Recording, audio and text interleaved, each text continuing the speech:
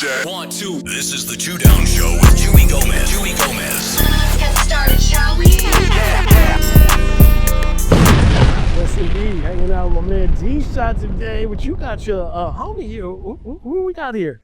Man, Vag, You hear me? Millie. You know what I'm saying? What's down with it, bag baby Millie, man? Way from Baton Rouge, Louisiana. You know? Is that right?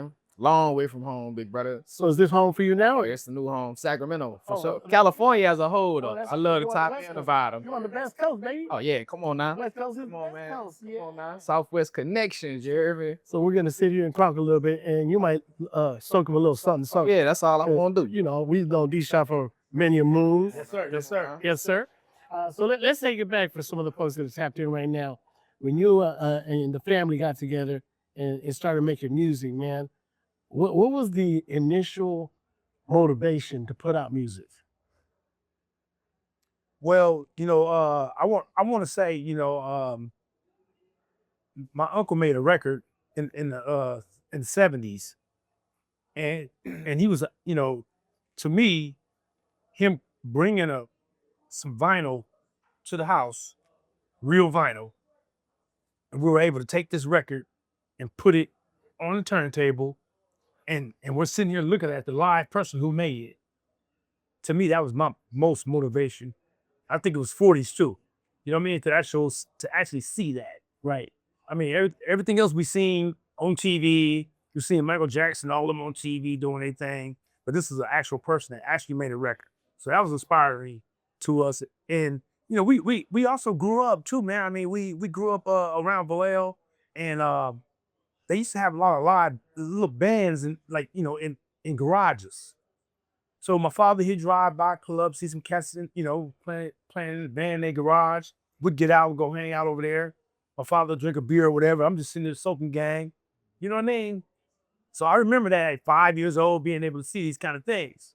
And just that to me, that was the most inspiring for me.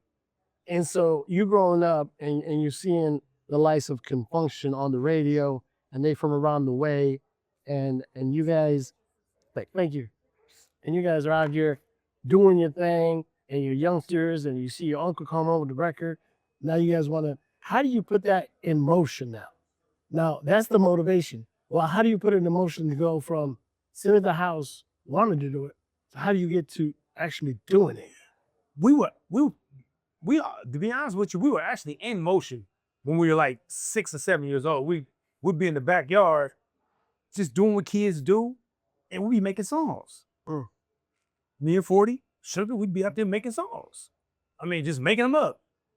You know what I mean? Just kid stuff, you know what I mean? So that was, we were already doing it. I think it was just like, I think every human being got a gift. And I think they come with that gift. It's a matter of how you nourish that gift and then take that gift to the next level. We all come with something, when we're born. I tell people that, You know what I mean? Time, man. I mean, I don't have a story. I'm nobody. We're all somebody. We all got something to say. Everybody's That's right. We all got different talents. Yeah. We can't all be Michael Jackson, but we definitely got our own path. Yeah. And, so the fact that you're able to nourish what you found within yourself is awesome. Because some kids have dreams that they suppress and never get a chance to allow them to flourish. Right. So that is amazing, bro. Yeah. So like I said, to flourish, I mean, it's really a gift that comes from God. And I really believe that you have to believe in yourself for whatever it is that you're trying to do. I mean, whatever it is. I mean, you could be a waitress or whatever, but be the best at whatever you do. Right. That waitress job can end up being the owner of that job. You know what I mean? And we've seen that story happen. Yeah, you know what I mean? Mm-hmm. Yeah, and so, that's the point that we try to get. These kids got to get some motivation. Because some of these kids are actually looking for guidance, looking for somebody to just tell them to say, hey, come on, yo, black. real talk. Yeah. You got something for them. All I can tell the kids out there, man, is look here. Don't be scared. You gotta have a little, what we say is balls. You gotta have some balls. That go for male and female. You know what I mean? You can't be scared. I mean, that you can't be scared for people to tell you no.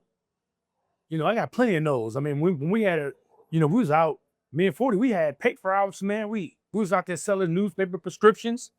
We knock on the door. No, we don't want it. Some people tell you, okay, we'll take it. And some people tell you no. So we had a lot of no's. So we also had some yeses. But I didn't realize that even growing up like that, each job that we had and we were doing, it was making us good salesmen. It was making us become good communicators. We're ready to communicate a lot better with people and networking and being able to, to be a salesman. Right. So let's fast forward now. We're out here. You guys are putting out records. The clique is on fire, and you guys are just out there doing shows now. Who was it that you guys that met when you guys were doing your thing as early grinders, moving music that told you guys or inspired you guys to take it somewhere else? Well, I mean, I usually say it all the time. I say, Two Show was a good inspiration to us. You know what I mean? First you try to go out and make a record and you're trying to sound like whoever was your peers, like a LL Cool J or Fat Boys or, back in the day, you know what I mean? Mm-hmm. And then you think you're gonna have a hit song doing that. But in all nationality, there's a lot of money that's being put behind these people to get to that level. And so we had to figure out what was the best route to take. And so we did our first record. It was called All the King's Men, MVP. It was cool. We were selling records, man. We were selling them all. We weren't selling in the Bay much, but we sold in Sacramento area, Visalia, all the places, Humboldt County, all the different places. That's kind of like a Vallejo, Right. Small cities. Yeah. And they were embracing us. And so after that, we learned, okay, now it's time to be us. Let's take Too Short's route with the underground music, but let us be able to speak what's real. And being real is longevity. Yeah. Being real, Authentic. yeah, like what you do on your shows and everything, you keep it real always. And that's why you still around. That's why you last so long. So anything other than not keeping it real, it's gonna fall off. Yeah. It's not genuine. Right. It's not original. So yeah, it's been a good run so far. Been a good run. And it don't stop. I mean, you out there making music. You got music with this young man right here. Yeah, Bag Baby Millie. Man. We got a new Some track. Crazy, got a crazy track. Tell them about the track, man. Man, What's up, man? take a shot, man. It's a super energetic song. You know what I'm saying? It's definitely for the people that like to go out and party, have fun, like to have a couple of little drinks. You know what I'm saying? It's definitely just a turn up song, and it's good that D-Shot gave me the opportunity to be able to come mix my craft with his. He really made a legendary run for a youngster. You know what I'm saying? So it was really fire how it all came together, and the world loving it. You know what I'm saying? They loving it. The music video fire. Shout out to Jason for that. Man, it's crazy. For sure, go check it out if you ain't heard it. I even went out, I got the different producers. This dude name is DJ Payne 1. You know what I mean? And he was much different. I'm always trying to do something somewhere. Sometimes I do things differently from the Bay Area. I step out of my Comfort zone. my comfort zone. Yeah. I might go do a movie or something, or I might go invent a mask or something. I be doing all kind of stuff. I'm just a straight entrepreneur. I feel like, once you have one success in something, or you create something, that gives you a ladder to not be scared to keep going for whatever it is that you're going for. Keep you focused. You know what I'm saying? And I appreciate, Bag Baby Millie for even getting on the song with me and believing in me at the same time. I mean, I'm an old schooler, man, kind of like a dinosaur, Man, but I'm an old school player, but I'm you know what I mean? And I'm like, okay, so let's hit them with both eights. We hit them with the old school and we hit them with the new school, and we'll cover all our bases. Hello. It was a cold idea, man. You know what I'm saying? And everybody fascinated with dinosaur bones. So And you guys are doing songs together and everything right now. yes, sir. Yes, we're doing shows, and we're looking good out there. I mean, we making it happen, and everybody know, when you first, I mean, I don't care even if you was laid, I was sitting in dormant for a while, and you ain't been out, man, you still got to hustle. Don't think that you're gonna sit there and be like, oh, D Shot, Nick, he made a song in the '90s. He did the click. You know what I mean? He's a platinum artist. I mean, I did Huckleberry on Booty Call soundtrack with Jamie Foxx and all that. Okay, that was then. It has happened. It is part of history. But still, I still have to keep making history and make an impact. Stay relevant and Yeah, keep pushing. Yeah, of course. And so let's take you back a little bit back to when you guys were out there doing shows and you guys were out with Digital Underground and you had Robert Bolte, you had JT the Bigger Figure, you had Drew Down.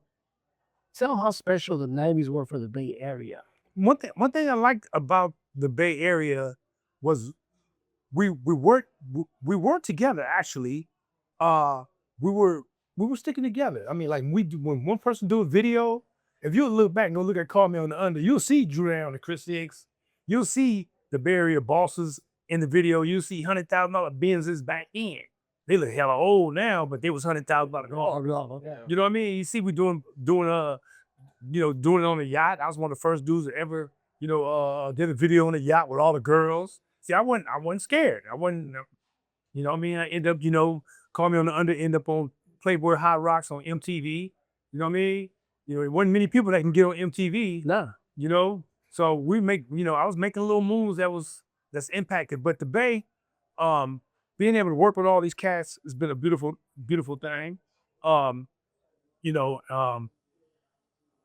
it's been a good run with these guys. So that's the part I'm making because it's like nowadays everybody music sounds the same almost. Where back in the day, where you got the guys from Fillmore, sounded different than the guys from Vallejo, sounded different than the guys from Oakland, sounds different than the guys from San Jose. Right. You had Instant Twist. Right. You had the Click. You had Chunk. Right. You had, Selsky. Right. Right. And everybody had a different sound. Yeah. But it was all important to the foundation that created the Bay Area. I think each one of these individual groups from their city, they were representing what they did, what they seen in their city, and which was their uniqueness. You know what I mean? And Vallejo, we were a neutral city. We were, naval base, but we were, a lot of different people we come into the city and lived there because they were based at Mare Island. And so, you learn from different people when you learn different things. But I think, like I said, Oakland was Too Short's area where, they had the Oakland look and then they were doing the Oakland stuff and we were in Vallejo, we were doing the Vallejo thing as well. So I think that made us our uniqueness. You're and trendsetters. I mean, we go back to talking about how a lot of the stuff that we did here in the Bay Area got picked up. We never got credit for it. And just recently I was watching a documentary. They're saying how Biggie and Diddy were inspired to do videos like Digital Underground because they saw I Get Around. Yeah. And they write people on the pool and they he's going back to California living. I've seen that. You see what I'm saying? I've seen it. I do feel like people bid us up. People were studying us. Well, yeah, for sure. We weren't no major record label. So they were able to get a little win because somebody from New York had a cousin or something from Oakland, from somewhere out in the Bay, and they was putting them up on the game. You know what I'm saying? Then they go ahead and do it and get it out there bigger than us, and we the ones that invented it here. Like, you know what I'm saying? And so, but the good thing about being from here is that once we get down, I mean, one thing about it, our catalogs is worth money. We own ours. Yeah. They don't own theirs. Right. We own our catalog. So we didn't have no choice. We didn't have, like I said, we didn't have no major record labels out there like, man, here, we're gonna give you this money here, this money here. We had to earn our way, earn our keep, put some numbers, get some numbers on the thing, and then they will come holla at us. Once some numbers was big. It took a while, but they started knocking at us. That was that grind. That was that Bay Area. It was that Bay Area grind, man. Yeah, you part of You that? hear me? Come on now, big brother. Shout out to when you was on CMC. And You know what I'm saying? Yep, when you was on there. And shout out when you go KMEL, all that, man, all that. It's hard. That all helped us, man. I mean, every little inch. of course. Every little inch. Even Funky Fat Graphics. Remember, Of course. they were marketing gurus. Yeah. You go in there and they'll be popping idea after idea. Yeah, they was about their money, but it was a think tank. Yeah. It was a think tank. And music people.